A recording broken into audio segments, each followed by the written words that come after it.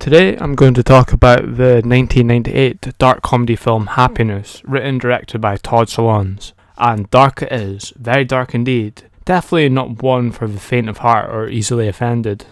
This is a great ensemble piece with characters within it having vague connections and constantly crossing paths with each other in a similar style to that of Magnolia and Shortcuts.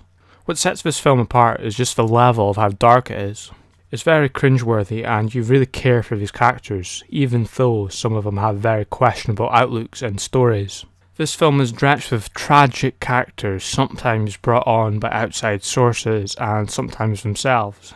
It's about the problems they face and ultimately their own journey to try and find happiness within their lives.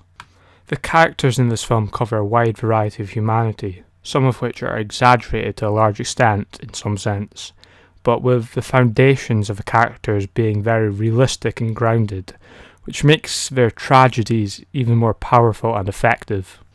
The character Joy Jordan, played by Jane Adams, is a dreamer who has not found a career or a meaningful relationship and feels overshadowed by her sisters.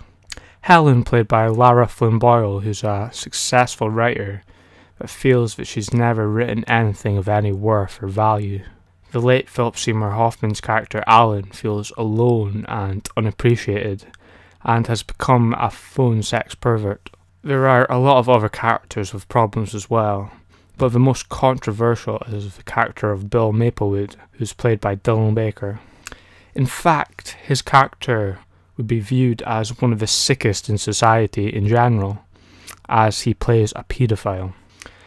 This character is more controversial in that he is not just portrayed as purely the monster that you would expect, but he is shown to be a loving husband and father. That is where the stomach-churning element is, that you shouldn't feel sorry for this character, but in reality no one is 100% good or 100% evil.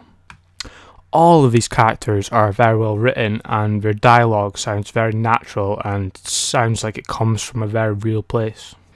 It does have a lot of gross out humour, but also has a lot of heart in it. This film does a great job in seamlessly intertwining these complex characters, stories and their relationships together. Solondz examines some of the most sick and disgusting people on the fringes of society and shows them as human. This film is very shocking and not for everyone. You will feel for these characters when they're at their lowest point, even if you feel you shouldn't. But, in saying all this, it does end with a happy ending. Wink wink. Thanks for listening.